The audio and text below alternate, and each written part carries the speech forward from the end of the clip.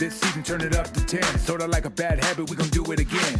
Ready or not, we're gonna tie up some men. Go tell the 36, try to grab all the friends. We're back like we never left. On track like a treble clef. Skip a beat on the 7th rest. Bring feast, we don't pass them over. We got the first fruits, no way to show us. This yoke is easy, this burns light. Even with a loud mouth trying to eat at the mic. Even if we down south, the humidity spike. Veils torn in two, so we gon' be alright. Don't stop, they're in need of it though. Through grace by faith, they could easily grow. New wave, new age, new way to see bro. Now one truth, life, one way to his throne.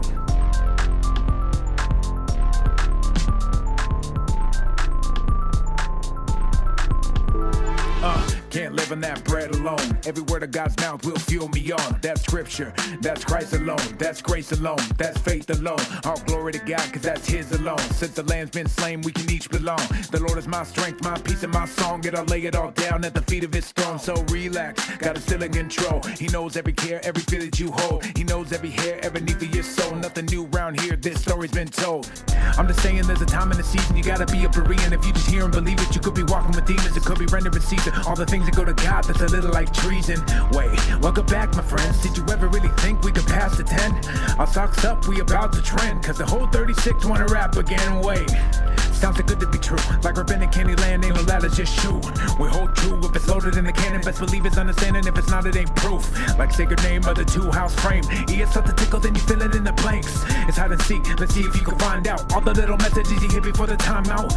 Ever seen a scholar with a blue pill? I have, he's about to make your food melt. The loud one and he strikes again, but don't let him close range, he gon' bite your friends. So relax, got it still in control. He knows every care, every fear that you hold. He knows every hair, every need for your soul. Nothing new around here, this story's been told. I bet you feel weak and your life is in tatters. With Bruce Street, your body is battered.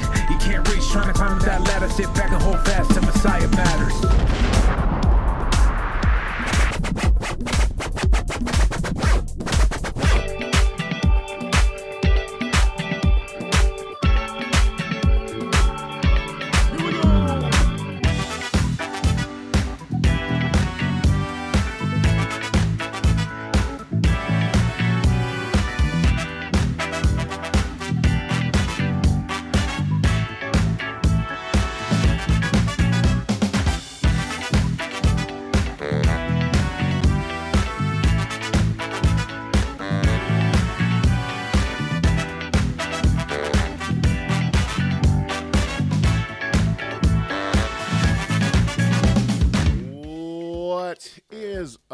Welcome to Messiah Matters. This is show number 570. Can you believe it? I can't. Yeah. First, I just want to say that I got super slow up speed right now, so we're gonna see how this works. We'll see if the stream maintains or not. Hey, if you're new to this show and you don't know who I am, let me introduce myself. My name is Caleb Hegg. I am the director of a ministry called Torah Resource, started in 2002. But wait, there is a catch. We are one law. What does that mean? Well, stick around. We'll talk about it a little bit, I think, today. Yeah. And we do have, people have been sending in some good emails. People have been sending in some clips to review. But I think what I really, really want to do today is I really want to try to finish up the Two Sticks article. That's what I want to try to do. We'll see if we can do it. I think we're going to have to skip a lot to be able to do it, but I really want to get this thing out of the way. However, I will say this last portion of the article is the most vexing of the whole part of the article for me. So we'll just have to see how it goes. I don't want to push anything. Okay, let's see. Cole. Is that right? Cole says, Shalom, I miss Rob. Will he ever make an appearance again? Don't know. That's up to Rob. Rob's got his own ministry. He's working hard. He's doing his thing. He's got classes he's teaching. We've been working together behind the scenes to try to get the Torah Resource Academic Conference up and running. And man, every year I'm like, I wonder how we're gonna, are we gonna be able to even come close to the lineup that we had last year? Well, I can tell you right now. Here's the first announcement. We got Jason Staples as a keynote. If you don't know who Jason Staples is, hang on. I got his book right here. I've plugged it many a time. Jason Staples, Paul, and the Resurrection of Israel. So Jason Staples will be one of our keynote speakers. We have another keynote speaker that we got on board. I have emails out to one or two other people. And then we have a lineup of great One Law people as well. So it's good. Yeah, but in terms of Rob, you know, he's busy. He's getting classes together and whatnot. And I totally understand. So unfortunately for now, you're stuck with me. What are you going to do? Okay, so let's see here. We got some fun stuff to talk about. Okay, I got this email, and this is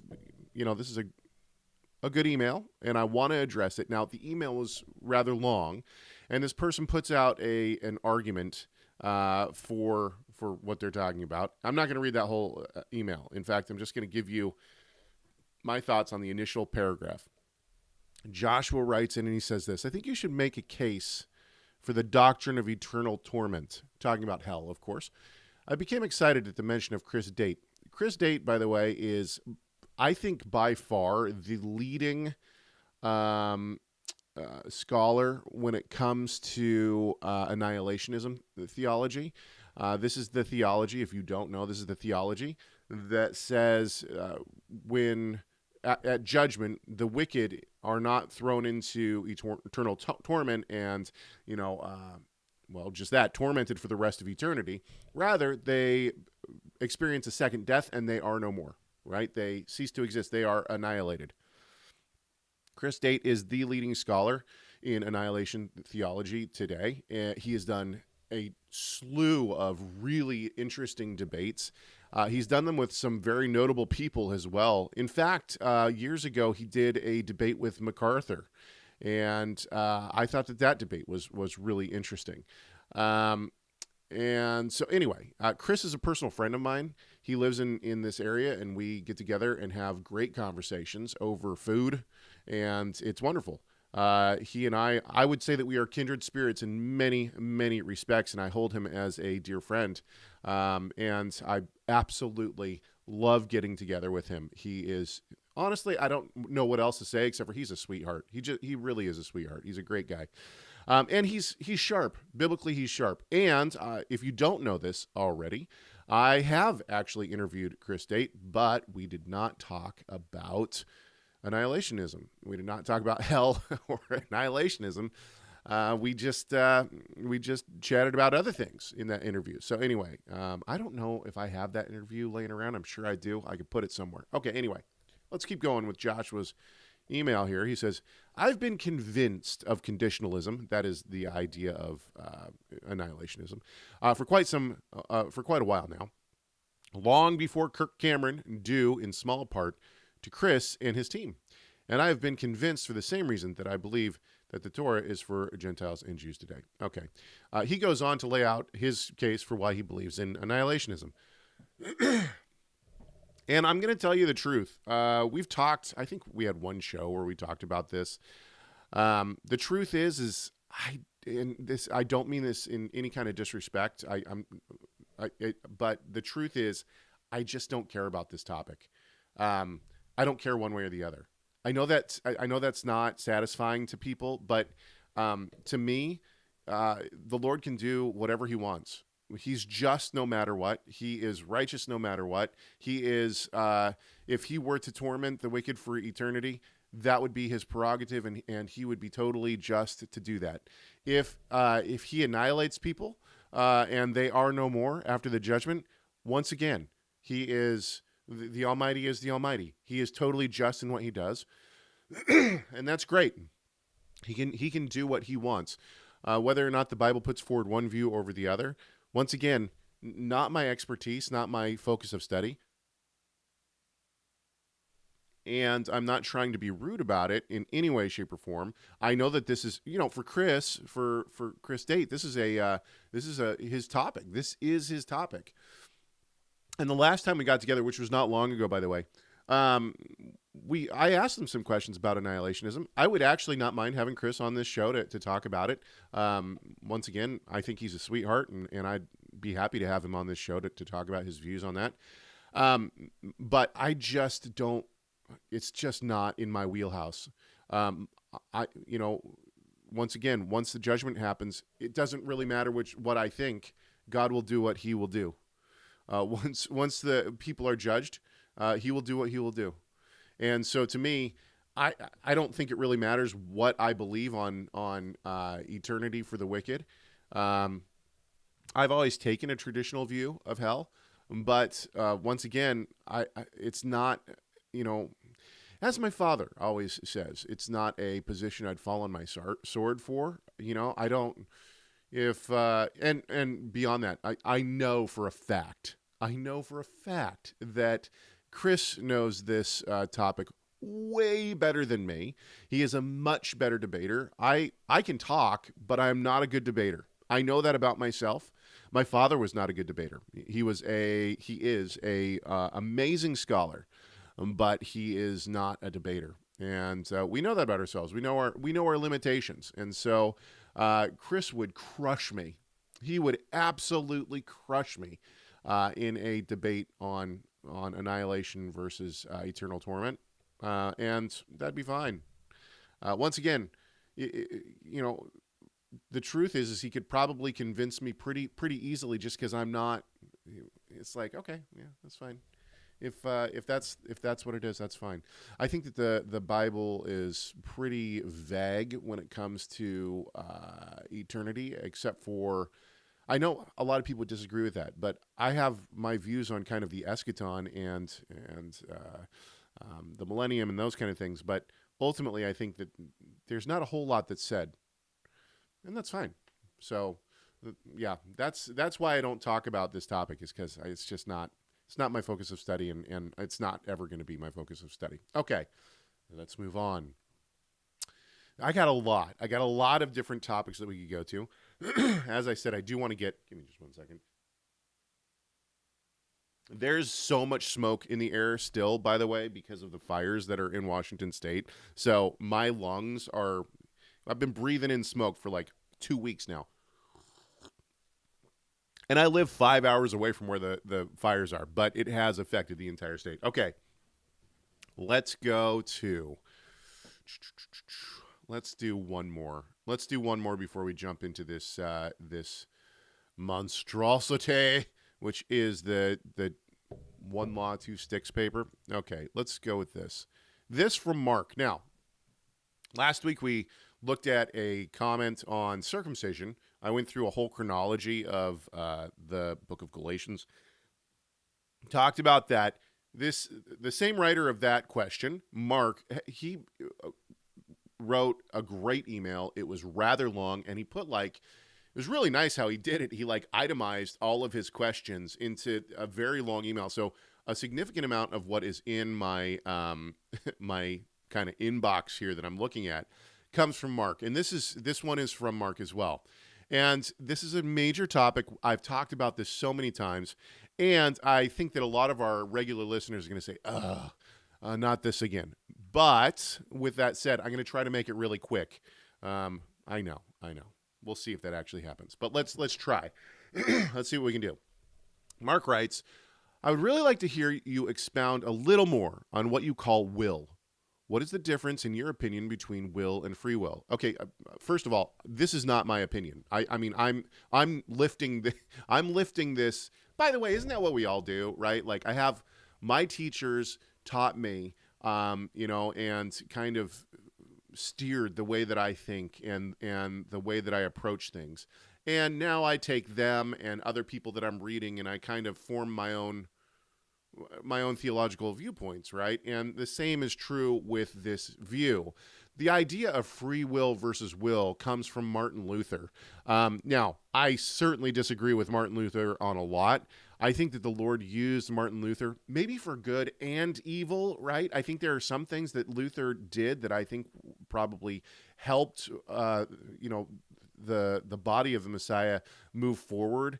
Obviously, he was a key instrument in the Reformation, which I think was extremely important, and I think that it moved the world history forward in many great ways. Did he do evil as well? Absolutely. I think that there's a really good case. I think was it Sproul? R.C. Sproul made the case, and I think he did it well. He's not the only one, by the way, who's done this, but he made a case that Martin Luther was ill and mentally ill, and he lays it out in a really great teaching. And I am convinced by it. I think that Martin Luther was stricken with several different ailments. Anyway, I think the later he gets in his life, the more we see the mental illness really come out. And by the time we get to his writing of Against the Jews, I think that he's pretty much off the deep end. Does that excuse it? Absolutely not. Absolutely not. But Martin Luther, he has an entire book on this, and he puts forward the idea of free will. Now, I know a lot of people are going to disagree with this. However, this is just how I've understood it and how I've taken it. So when we talk about will, everyone has will, right? We have the will to sin or not to sin, and that is on us, right? However, free will would mean according to Luther, that we are unencumbered by our surroundings. Okay, so just the fact that I'm born to where I was, when I was, to the parents that I was born to, is all going to affect. I just said that my teachers affect the way that I look at things and the way that I approach texts. Well, my parents do that as well, right? The reason that I'm a believer today, in large part, is because I was born to my father and my mother, and they have steered me in the direction that I've gone theologically. If I was born to Muslim parents in Kenya, in 1902. It would be a much different story, right? So the Lord chooses our surroundings and the things that influence us. And Martin Luther makes the point that there are so many different elements that affect our will. So it's not free. It's steered. It's completely steered in many different instances. And so this is how I see the difference between will and free will. And this is also one of the reasons that, I am not, contrary to popular belief, I am not a hard and fast, what do they call them? Not extreme, but hyper-Calvinist. I'm not a hyper-Calvinist. I do not believe that God preordains our sin. I believe that mankind is we are the ones responsible for our own sins. And I think that God works around those and steers the course of history to work around our sin. And I think that as we see in the Exodus narrative, right, he hardens hearts in certain places, and in other places he does not. So can I explain that? No, I can't. But I think that the only people who ever had truly free will were Adam and Eve. They were unencumbered by any outside influence. We are encumbered by the sin nature. I believe that we have a sin nature. Paul talks about the idea of battling against the flesh, but now that he has the Spirit, he has the ability to overcome. He talks about this in Romans. So, yeah. Okay, let's keep going. It seems to me that this debate is really old, going back before Calvinism and Arminianism, to not only Augustine and Pelagius, but to 600 BC among various Greek philosophers, and actually seems to be a debate between hard determinism and a magical ability to change your own fate. Within Christianity, this is certainly muted, but still seems to hold true. Yeah, E.P. Sanders makes the case in multiple books. So he does this in Paul and Palestinian Judaism. He does this in Jesus and Judaism. Yeah, Jesus and Judaism as well. He makes the case that the Pharisees were believed in predestination, and not just in terms of who was in and who was out. They really held to almost like a Calvinistic idea of predestination. The Sadducees, he says, believed in a free will model. And then the Essenes, the Qumranis, they believed in, and I know that there's debate on that, but he argues that the Essenes and those at Qumran believed in almost a mixture of the two. And I think that he actually puts forward some really great, some great arguments on that. And so I tend to hold that view as well, that we, once again, our surroundings and the state of not only Judaism, but also Christianity today, the Christianities, maybe we could say, are influenced by the people of history and the teachers that we have. And I am no exception to that. I know that. My father is raised a Calvinist. He is a Calvinist, and not a hyper-Calvinist, but I know that that's influenced me, and I think that his arguments, because I didn't used to be, by the way. This is one of the things that people don't realize, is that my father and I fought on this issue, on this theological issue, for years and years, and it wasn't until I was in my late 20s, early 30s that my father finally convinced me, and I kind of went from the completely free will model over to a more predestination model. Okay. One hand, hard determinism is objectionable to me because God seems to judge us on the basis of our actions. And this is why I believe that God does not preordain our sin. Now he does have mercy on us and does other things beyond our control, but his justice stands because we chose to sin. I agree. Not because he's arbitrary and created evil. Or did he create evil, in your opinion? I don't believe he created evil. The best explanation I've heard so far is that he created the potential for evil, but didn't actually create evil itself. Maybe you have a better one. I think that God gave choice to his created beings, including angels, and I think including humans. I think he knew that humans were going to choose to rebel. And I think that Yeshua was always the plan. I don't think that Yeshua is plan B. I think that he knew that some of the angels would also rebel as well. And so I think that this is how we have the two realms that interact with each other. Okay, let's finish this up and then we'll move. On the other hand, I agree with you that even though we seem to have free choice, God's prophecies all come true regardless of our efforts to the contrary. Also, the potter and the clay passage. If free will did exist, would God be so limited that he couldn't predict people's choices in advance? And this is actually, to be fair to those who hold to an Arminian theology, you're going to have the view that God doesn't preordain our choices or preordain the world, but he lives outside of time, so he sees it all. And this is how prophecy is able to work. I mean, I think it's kind of two faces of the same coin, to be completely honest. If God knows what we're going to choose, can we choose something different? Is that predestination? Right? So, I mean, yeah.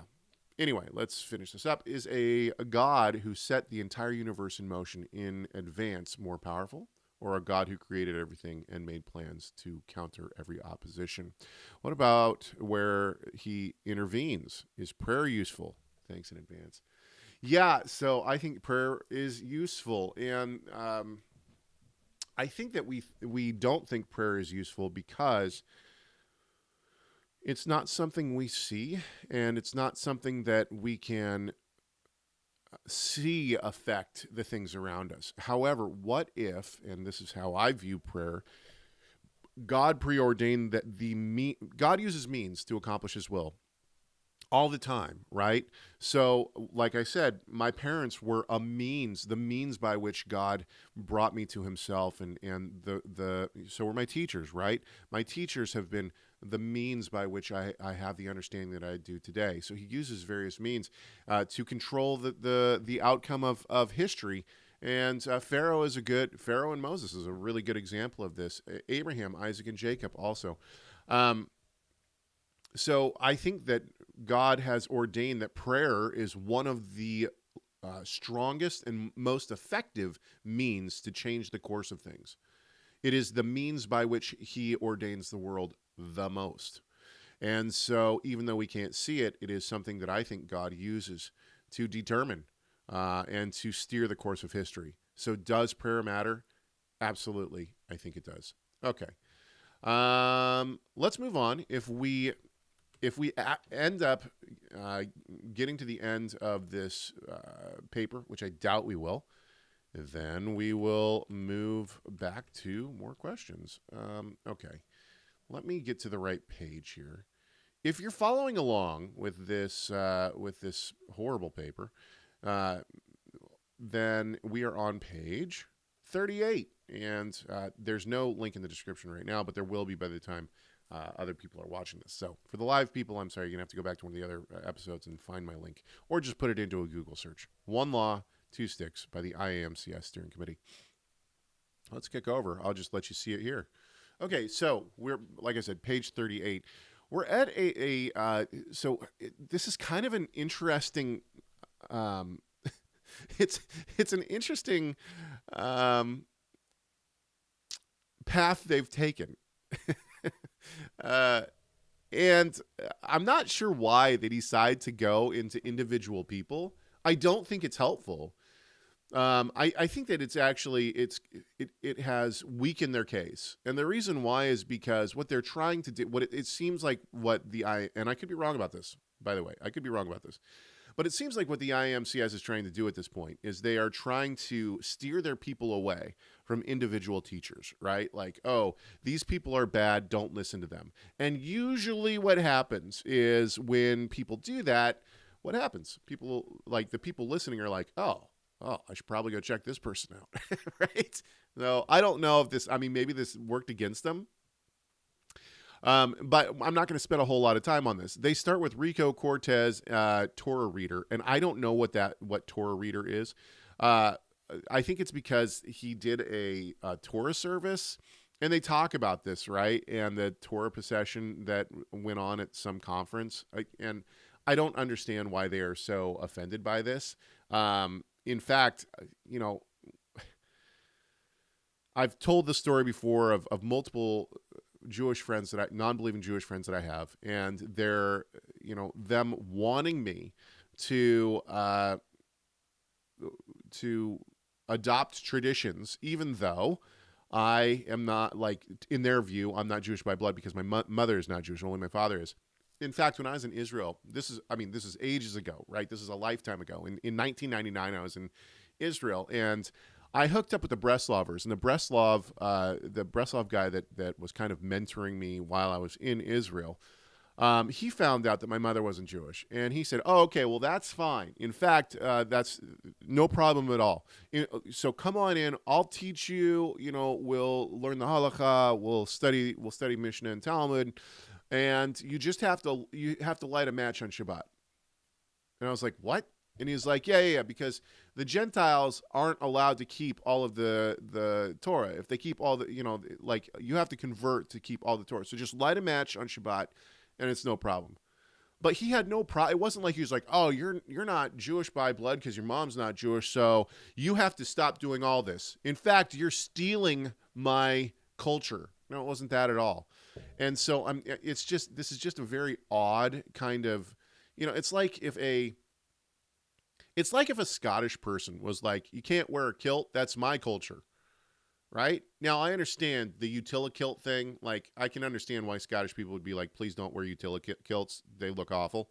But at the same time, even then you don't really see that. People are like, hey, that's great, here, put this on and throw this log because it's part of my culture and I want you to experience it, right? Nobody's like, oh, this is mine, leave it alone, right? So it's just odd. It's just an odd, it's an odd kind of jealousy that I think the IAMCS has here towards Gentiles. And truthfully, it is very anti-Gentile. It's a bit racist, I think. And this is not a DEI, a bit racist. It just seems like they really don't like Gentiles. Now, they say they do, but their writings and their actions speak a lot louder than, the words of we like Gentiles. Okay, so they get into Rico Cortez. And this fact that Rico Cortez apparently participated in a Torah procession, which I think is just ridiculous that they'd even get mad at this. Now, they say that Rico Cortez is two-house. Rico Cortez is notoriously part of the Hebrew Roots Network, and that website is no more. I don't pay attention to Rico Cortez.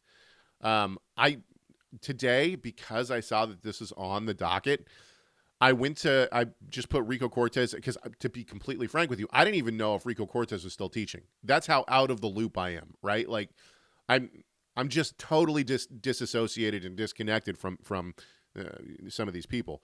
And Rico Cortez is one of them. So I went to his website. It seems as though his website is still being updated. However, at the bottom, it says copyright, I think 2023 or something like that.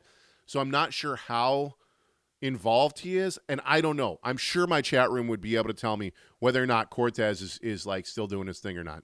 But I digress. I'm not super involved. So I'm just going to, they basically say, oh, he's 2 House and he's 1 Law. Oh, no. Bill Cloud is another one. Bill Cloud was part of the Hebrew Roots Network. Tony Robinson is a very good friend of mine. Tony Robinson, I talked about him somewhat recently. Give me just a second.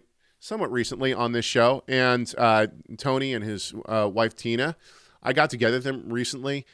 Tina wrote me and was like, you're absolutely right. We were part of the Hebrew Roots Network. We changed our view on this. We have denounced 2 House theology. We've disassociated from the Hebrew Roots movement, and we consider ourselves Messianic. And great. Tony's a great teacher, and I love the stuff that he's doing. So he's the one person on this list where I'm like, I know Tony, and he's great, Anyway, okay. The MIA conference, and this, once again, who cares? I mean, it's just so weird. It's just the argument that they take is just so odd. Anyway, okay, let's keep going, because once again, I just don't care. So they're just naming people. Like the 2009 MIA 10th Anniversary Conference. Speakers are Bill Cloud, Brad Scott, Daniel Botkin, Scott Diffenderfer, Ed Harris, Angus, and Batu Wooten. I know names here, but once again, I don't keep up with any of these people. And quite frankly, I don't really care. They're doing their thing, right? Do I disagree with them? Sure, I'm sure I disagree with them on theological points. Batu Wooten, I know that she is like the poster child for 1999 2 House theology, right? And that's fine. I'm sure Baccia is a wonderful, she seems like a wonderful lady. I don't know. I don't know. But who cares? Let her do her thing. And, if the Almighty wants to bless her and what she's doing, then he's going to do that. And there's nothing that these people are going to be able to do to change that. And there's nothing I'm going to be able to do to change that. So, why stress out about it? It just doesn't make a whole lot of sense. Anyway, okay. So they keep going, and we're just skipping. Bill Cloud. I don't know anything about Bill Cloud. So, once again, the Joseph Factor teaching. See, none of this. I just think it's a very odd line of thought to go this way, to talk about this and try to call out individual people. It's just very odd, and it's out of date, right?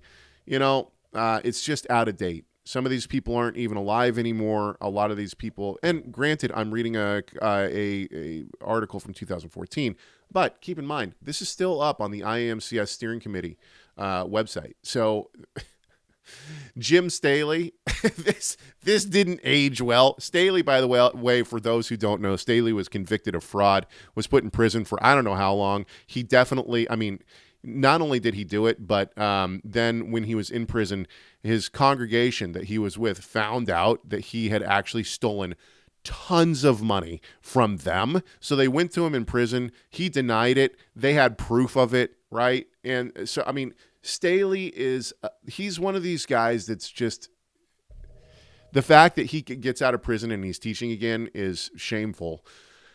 But once again, I digress. It's not, there's nothing I'm going to be able to do to make Staley realize that he shouldn't be teaching, right? And that he needs to repent for what he's done instead of making excuses and pointing the finger at the elderly people he stole from. Okay. So anyway, let's keep going. It's just all very out of date, and why wouldn't you update this and make it somewhat okay? Right. Not that they would ever be able to do that. Okay, let me just see here. Michael Rood had a stroke and is no longer teaching. And I don't think, to be honest with you, I don't think Rood is ever going to teach again. So once again, very out of date. And honestly, yeah, well, okay, I'm not even going to say that. Christian Zionism, True Friends of Israel, have never even heard of it. So we're just going to keep going. One Law Theology and First Fruits of Zion. Okay, this is where it'll probably get somewhat fun. Remember, by the way, that my father, Tim Hegg, was the theological editor of FFOZ all the way up until, I think, 2009. And then my father split with FFOZ. FFOZ has gone down kind of a path of, I think, kind of trying to figure out what they actually believe about Gentiles, right? How Gentiles relate to the Torah. I've been very critical of FFOZ because of their kind of, changing viewpoints on Gentiles before, and not really being able to peg where they, for themselves, they can't even really quite tell you. Like, it seems like every year they change kind of what they believe, and they have a new name for it too, right? Like, as soon as divine invitation theory became like a name for what they believed, they changed and they were like, that's not what we believe anymore. We believe something else. So I've been very critical of them.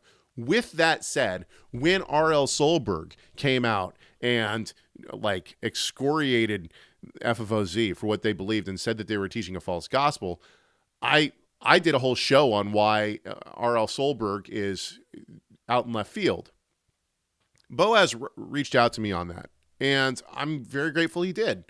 I have no ill will towards Lancaster or towards Michael or any of. I have no ill will towards the people at FFOZ. From a theological perspective, I think it's okay if people are going to put out theologies on the internet. Then I think that they need to be, they need to expect that they're going to be critiqued. Okay, but ultimately these people are brothers and sisters in the Lord.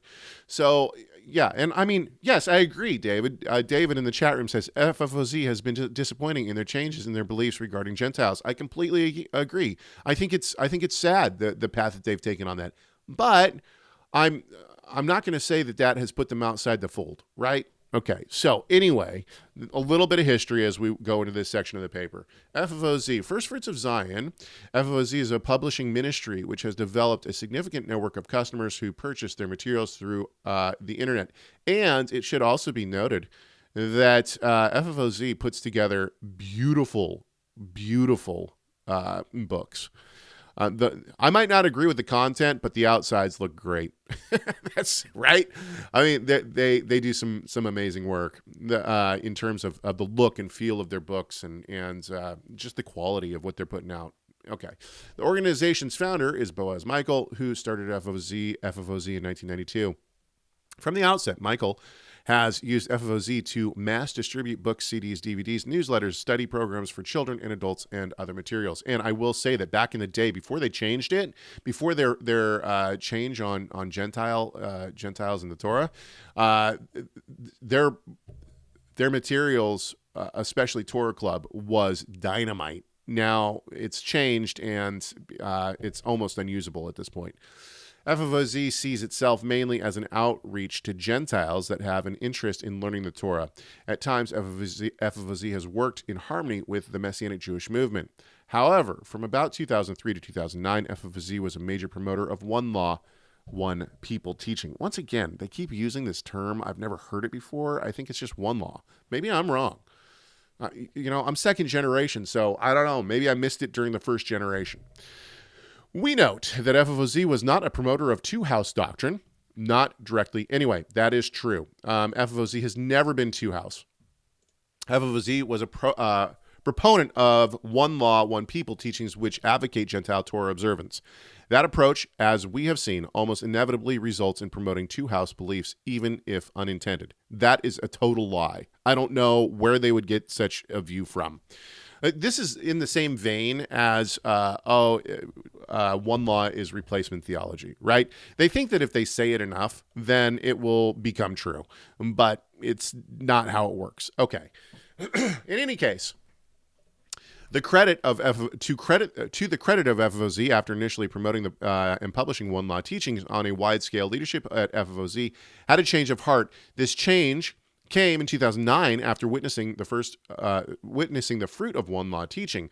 Consequently, under Boaz Michael's leadership, FFOZ eventually rejected and recanted one law theology. This is true.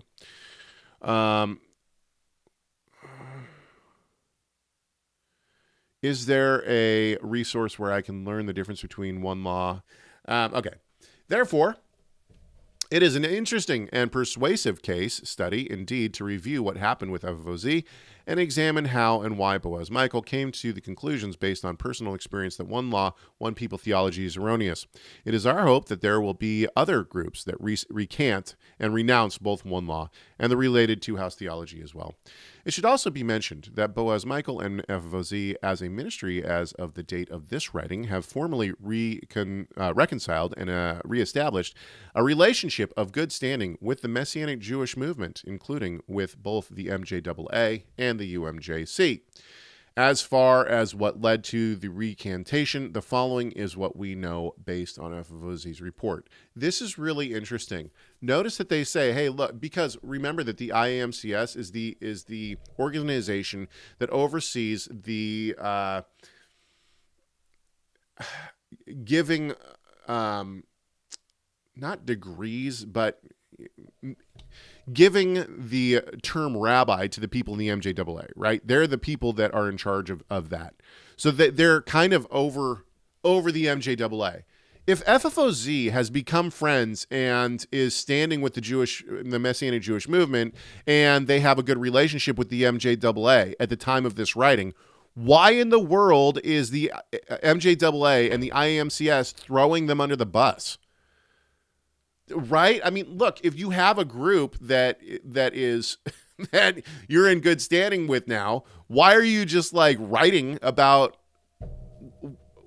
right? I mean, like, hey, come on in, buddy. It's great that you've changed your mind and now you're in our circle. Here, I'm going to throw you down this hill, right? Like, it just, dude, if this is what they do to their friends, oh man. I don't know if I want to be your friend, man. You know, you can stay over there. Just arm's length away here because I'm good, all right? All right. FFOZ and Tim Hegg. Let's hear these people lie about my father. In about 2003, FFOZ became allied with outspoken one-law advocate Tim Hegg. Boom! Yeah. I love it. Outspoken one-law advocate. You can call me that anytime. Although Hegg is no longer much of a voice today. What? What? This is it. By the way, this is in 2014. These people are like, if we speak it, it will become into existence. In 2014, my father was extremely outspoken in what he was doing and was a force to be reckoned with. By the way, my father is still having his works published. Right? And beyond that, I will note that in the past, 2 years, we've had how many doctoral theses, right, that have been dedicated to my father and have mentioned my father over and over and over and over again, right? The footnotes are extensive. So whether or not the IAMCS steering committee wants to admit it or not, even though my father's retired at this point of this recording, he is still a driving force. I would personally say, correct me if I'm wrong, and I'm ready for the emails to tell me I'm wrong. I would say that my father is still the leading theological scholar that promotes one law theology, and he advocates and defends one law theology. I would say he is the leading scholar in that realm today. So the idea that he's no longer active, come on, this is humorous. Okay, in 2003, as FFOZ started broadly publishing Hegg's material, almost immediately FFOZ met the resistance of Messianic Jewish leadership who voiced strong objections to one law theology. this is, I mean, maybe this is their experience of it. However, what we experienced was the opposite. We had many MJAA and UMJC leaders come and say, we agree with you. We agree with what you're saying. So, okay. I mean, they probably have a different experience, right? They probably have people coming to them and saying, oh, look at this Tim Hegg guy. What in the world's going on? Okay. And that's fair because there's always two sides to the same story. But I would say, I was in my 20s at this time, and my father's phone was often, he was often talking to the quote unquote rabbis in the MJAA about his views, and they were calling him to voice their support for his work. The Union of Messianic Jewish Congregations, the UMJC, published a paper which confronted Hegg's teaching and refuted one law theology. This is true, and it was done by Daniel Juster and Russ Resnick. One Law Movement 2005. You can see my father's response to this paper in his book, There Shall Be One Law, which was published last year by Torah Resource. We took all of my dad's response papers during this time, put them into a book. It is a dynamite book, by the way, and I would highly recommend it. And yeah, the chat room.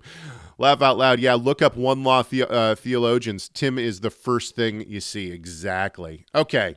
Tim Hegg's teachings so strongly stressed the need for Gentiles to observe the Torah that it often sounded as if Hegg actually equates Torah observance to the gospel itself. This is perhaps one of the most egregious comments and takes that is in the entire paper. And the reason why is I confronted one of the guys who helped form this document. I noted to him that first of all, Paul says that if anyone comes teaching a different gospel than us, he's anathema. And so ultimately what the IAMCS is doing in this statement and in the following statements is they are saying that my father is teaching a false gospel and therefore is anathema. He's outside of the fold. And my father took such umbrage with this in 2014 that he wrote a paper, also can be found in There Shall Be One Law, where he goes through his writings and specifically shows multiple instances where he affirms that salvation is by faith alone and not by works, but that the Torah is one of the means of sanctification that God uses to sanctify his people. And when he says his people, he does not mean just the Jews. He means Jew and Gentile alike. Therefore, this statement is super egregious, and it's one that is still top of the list. I cannot believe that they said this, and I can't believe because they know better. And he's responded to it, and yet it still remains on their website. This is. I encourage everyone to write the IAMCS and tell them that this is not only a false claim, but that it's shameful, and they shouldn't have this on the internet because it's a lie. Let's keep going. To give an example of Hegg's teaching, Hegg argues based on a comparison of two scriptures, Matthew 5:20 and Matthew 28:19 through 20, that the purpose of the Great Commission was to bring Torah to the Gentiles. Yeah, that's right. The two scriptures Hegg refers to are as follows. And notice that they aren't... Okay. Let's just keep going. Here are the two scriptures. For I say unto you that unless your righteousness surpasses that of the scribes and the Pharisees, you will not enter the kingdom of heaven. Matthew 5:20.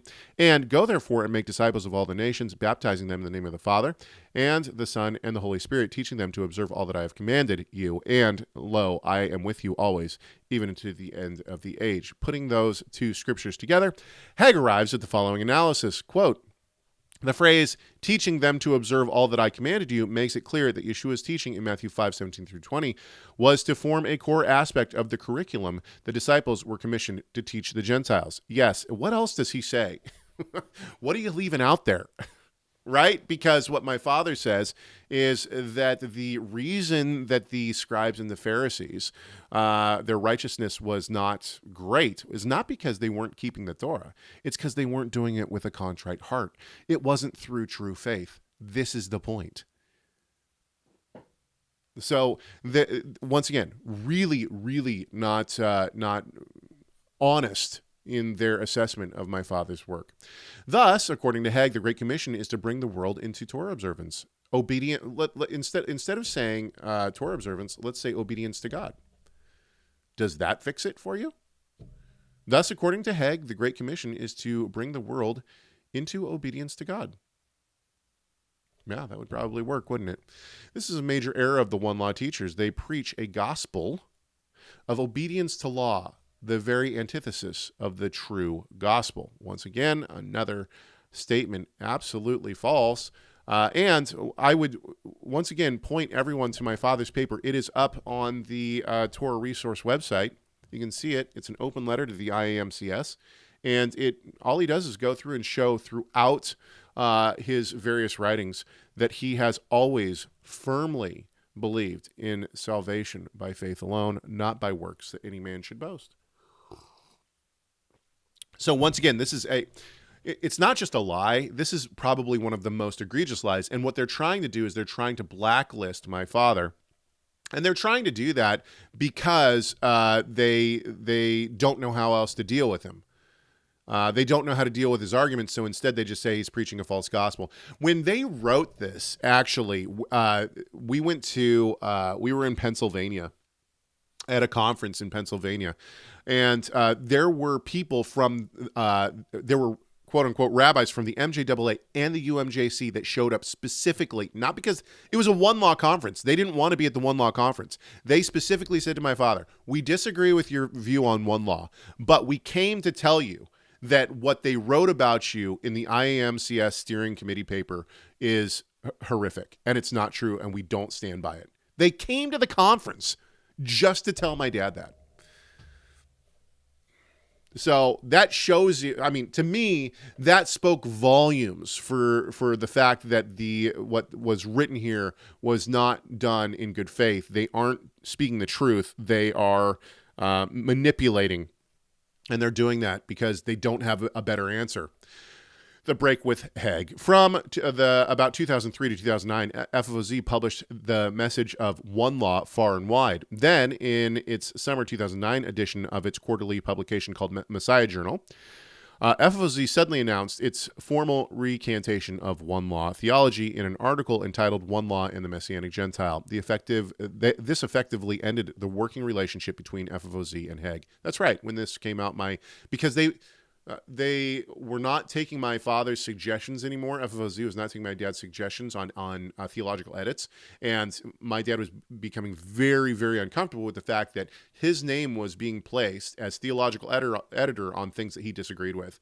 And so this had been kind of boiling up for some time. And that was it, right? They parted ways. And my father wrote against FFOZ when it came to divine invitation theology.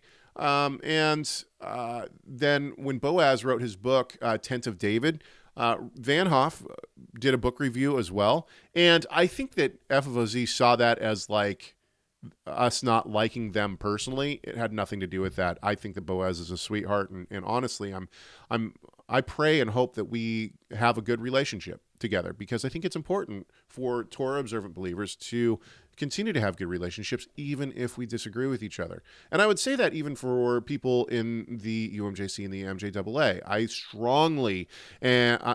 strongly disagree with Rudolph and Juster.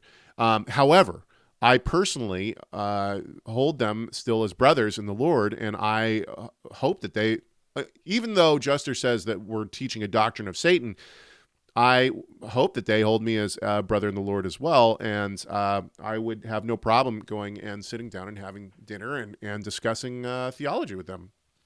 I think it would probably be a great conversation, even if it wasn't about one law theology. Okay. It is in its summer 2009 magazine, Messiah Journal, in an article written by Boaz Michael and D. Thomas Lancaster, FFOZ tells the story of what went wrong with one law theology. After years of publishing Hegg and mass distributing one law materials, FFOZ soon began to take notice of not only the theological problems with one law teaching, but the real-time mess which they had created. Yeah, hundreds, if not thousands and thousands and thousands of people coming to worship God. Man, That's never good, right? As Michael and Lancaster describe, quote, not only do the one law Torah observant Gentiles find it difficult to maintain relationships with other Christians, they also find it virtually impossible to maintain relationship with one another. I don't think that this actually has to do with one law theology. I think that this has to do with the Torah movement at large.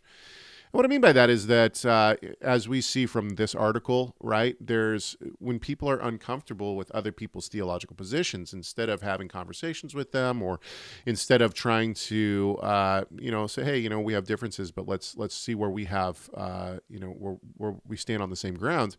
Instead of doing that, they write papers like this, which, it's a lot of name calling, a lot of mudslinging. There's, let's point out everywhere where we disagree instead of all of the wonderful places where we do agree. And honestly, I think the focus gets taken off the main goal, which is the Mashiach, right? When we take our focus off of Yeshua as the Mashiach and how we are one in him, what we get is papers like this. And that is the real unfortunate part about this. Now, with that said, I certainly can be accused of calling the pot black, right? And so I have, look, life is a journey, and the journey that we have with the Mashiach is a journey as well. I certainly believe that I've learned a lot in the past, 13 years of doing this show.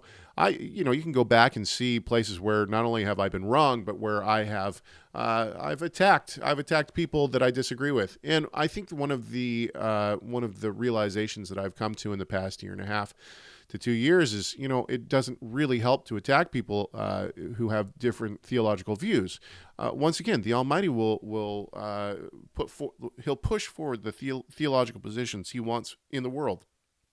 I do believe in predestination, right? And so I believe that God's plans will always come to fruition. And that is only made possible because he is in control. And so if someone is teaching something that I think is heretical, I certainly can say, hey, look, I think this is wrong. I think that this is not right. I think that this is the reason it's not right. I don't think that this is what the Bible teaches. But it doesn't do any good to try to attack people. And, my father taught me that very early when I started working for Torah Resource. Ad hominem arguments are not good arguments.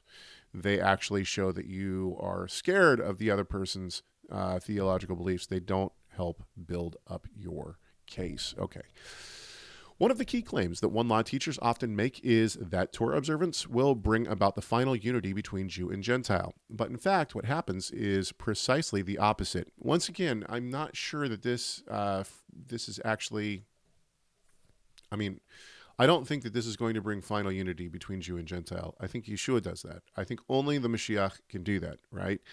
The debate between what has been titled the Gentile problem by many scholars, it's raged since the first century. And I don't think that all of a sudden, after 2,100 years, we're just going to write a couple of papers or a couple of books and it's all going to be figured out. I think that this debate will continue on until the Mashiach comes. And that's just how it is. And that's fine. So my goal is not to try to bring like some kumbaya unity between Jew and Gentile. My goal is to worship Hashem and to do it in a way that he wants me to, and to live a life of righteousness unto him. That's it. And if other people will do it with me, then Baruch Hashem, right? If other people will come and we can have community in that, and we can love each other and we can build each other up in the Messiah, that's what matters, right? So I don't, and yes, that ultimately will bring unity between Jew and Gentile. Right? If there is Jew and Gentile in the same community as me, then great. Then we have unity. Right? That's great. The fruit of one law teaching, as mass promoted by FFOZ and Tim Hegg, was further described by Michael and Lancaster as follows. I've never read this, by the way, so this is real-time reaction here, folks. Quote, the result is a state of anarchy disguised under the name of law. Congregations split over calendar arguments. That's true, and I think that what we're seeing here is kind of the maybe the wound that Boaz and Lancaster, like the battle wounds that they had from running a ministry, and I think that if you're running a biblical ministry, you're going to have these kind of wounds no matter what, right? And that goes for church leaders. It goes for, Messianic synagogue leaders. It goes for ministry leaders, right? You're going to have these wounds because it is a battle, right? And Paul tells us that in Ephesians. Okay, people are embittered toward one another. Close friends are separated. Communities shrink. There are no other Messianic believers in the area with whom they can sustain a relationship. The program is not working. They reject Judaism and Jewish tradition, and they reject Christianity and Christian tradition.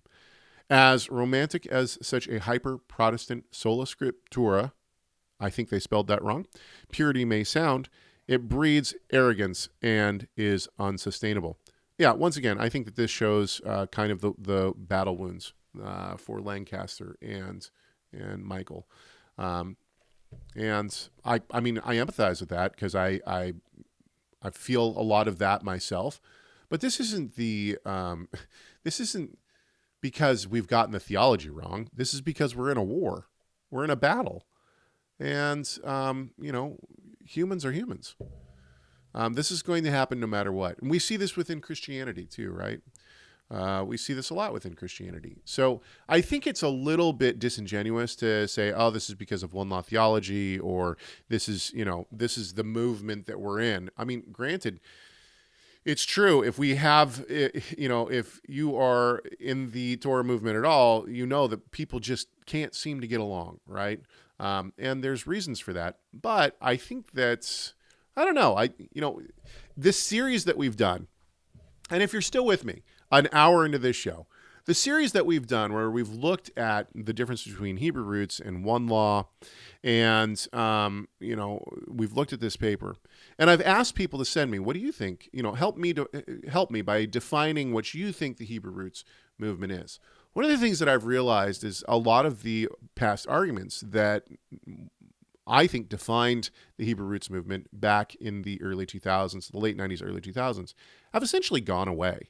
Now, are they still around? Yeah, they are. But two-house theology is not prominent anymore. It's not something that is really talked about. And I don't even think a lot of people believe it, right? Two-house theology has kind of gone by the wayside. Sacred nameism, although we are seeing kind of a resurgence of it with the Sefer Bible, I think that sacred nameism is essentially on the down curve. It's not on the up curve, right? And so some of these things that have been the war cry of the Hebrew roots movement is no longer even an issue. And so we are seeing other issues, right? We are, and that's fine. But ultimately, the landscape of the Torah movement has changed for the Hebrew roots movement and for the Messianic movement. And so I think that's actually good. I think that means that we are in some ways we're winning. We're winning the battles where need to be won. I am okay. Hope 785 says, I am not in agreement with Mosaic law obedience. I believe in keeping the law of Christ, but I want you to know I am trying to learn more about your perspective. Blessings, my friend. Thank you very much, Hope. I appreciate that. Okay. Let's keep going. Gentile Torah observance, our view. Okay, so this is going to wrap up our, and I think, how long do we have? We're going to finish this today. I'm not turning the switch off until we finish this today. Gentile Torah observance, our view. So this is from the IAMCS, of course. Paul circumcised Timothy, whose mother was Jewish. Oh, that is a spin, isn't it? That's a spin on the Acts 16:3, but did not circumcise Titus, who was Greek. That also is a spin. The text never says that. The text never says that Titus was not circumcised. It says he was not compelled to be circumcised. There is a difference. And I think that Galatians is a precursor.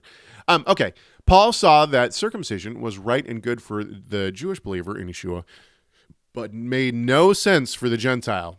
This is just not true, but I digress. The fact is, Paul did not see the Torah as having the same application to Gentiles as to Jews under the new covenant. Paul was the apostle to the Gentiles. If one law, one people had any doctrinal validity, Paul would have been the one to preach it. He preached no such thing. I disagree. I think that that's, Their exegesis on this, I think, is off. Okay. We do not believe that the Gentile church is called necessarily to observe Shabbat, the Levitical feasts, the laws of kashrut, and other Mosaic laws that are specific to Israel. We do see, and this is an interesting point because, you have a lot of scholarship within the Christian church coming out right now, basically saying, okay, well, what is Israel? Who is Israel? Are we part of Israel? And so I think even in this general area, you have the ground is shifting underneath the IAMCS on this. And I think it's shifting for good because people are starting to exegete the scriptures in a way that, my father exegeted back in 2000. Okay. We don't forbid anyone from doing those things. Yes, you do. You've just made a huge case for why Gentiles shouldn't be keeping these things. Talk about speaking out of two sides of your mouth, right? So we don't want Gentiles to keep Jewish things, but we don't forbid anybody to do that. Well, which one is it? So if a Gentile is trying to keep the Shabbat and the kosher laws and all that, you're going to say, okay? Or are you going to go with, two Messianic Jews and Dan Juster and say it's a doctrine of Satan and these Gentiles need to get out, right? Okay. But we do not fault the church for not keeping them, nor do we believe in urging Gentile believers worldwide to observe commandments other than the ones the apostles commanded in Acts 15. Oh, good. So adultery is fine. Slander is fine. Lying is fine, right? Okay. Indeed, the apostles in Acts 15 dealt with the issue of Gentile Torah observance squarely on point. As Peter said to the one law proponents of his day in Acts 15:10, why do you test God by putting a yoke upon the neck of the Gentiles, the Gentile disciples, which neither our fathers nor we were able to bear? Okay. When it comes to the issue of Gentile Torah observance, our approach is simply to follow the advice of the apostles. They determined not to put a yoke of law upon the Gentiles. Neither would we. And like the apostles, we would oppose those who do. Yeah. So would I. So we just have a different idea of what that yoke is. It's not the Torah. The Torah is not a yoke that no one can bear. Right? Otherwise, the Jews wouldn't be able to bear it. So it's interesting how they try to, I get it. It's their paper, so they're going to put forward their theological view. So I can't fault them for that, right? They're just going, and they're not going to say, oh, by the way, this is strongly opposed by anyone who's one law. Like our take on this is strongly opposed by anyone who's one law. They're not going to say that. So I get it. It's not, it's their paper to be able to put forward their incorrect theological beliefs. Okay, well, we got one page left. Let's do it. Acts 15 in the Jerusalem Council. The controversy over Gentile Torah observance in our time is exactly the same one addressed by the apostles. I tend to agree. And unfortunately, these people are taking the view that the apostles did not take. As Paul preached the gospel among the Gentiles, certain men were insisting that the Gentiles must be instructed to keep the law. For this very reason, it was determined that Paul and Barnabas and certain others should go up to Jerusalem unto the apostles and elders about this question. When they came to Jerusalem and declared all the wonderful things that God was doing among the Gentiles, there were certain Jews who were believers in Yeshua, who were Pharisees, that rose up saying, it is necessary to circumcise them and command them to keep the law of Moses. Peter was the first to dispute the point, having already seen how God poured out his Spirit upon non-Torah observant Gentiles.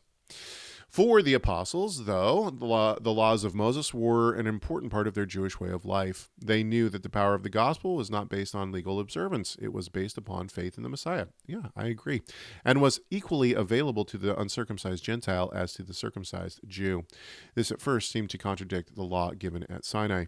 Actually, no, I don't think so. I think that this actually contradicted their view of Abraham, right, and the law of circumcision.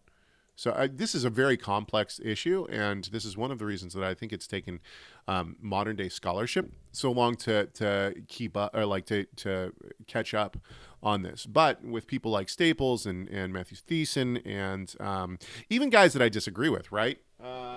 Tucker, right? What's his name? Yeah, Tucker, and I mean, there's others as well, right? And we're seeing, even among scholars that aren't religious, we're starting to see a move towards this, right?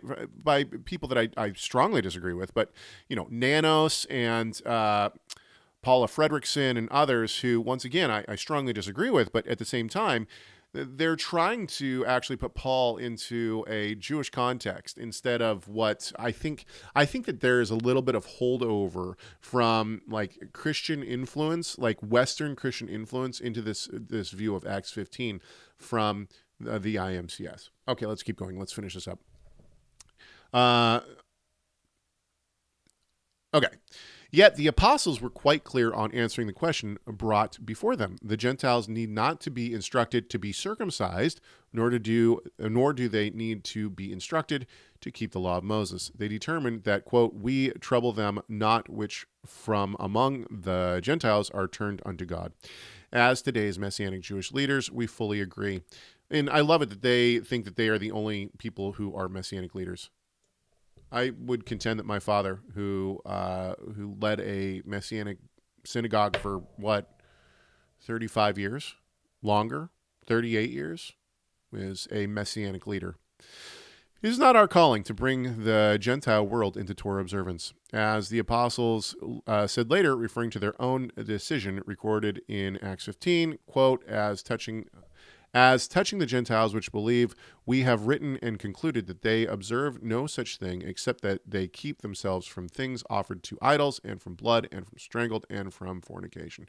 Interesting that they leave out the part about them being in the synagogues on Shabbat.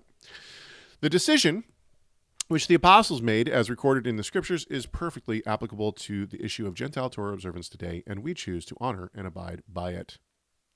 Yeah, and to slander a lot of people for no good reason. Conclusion.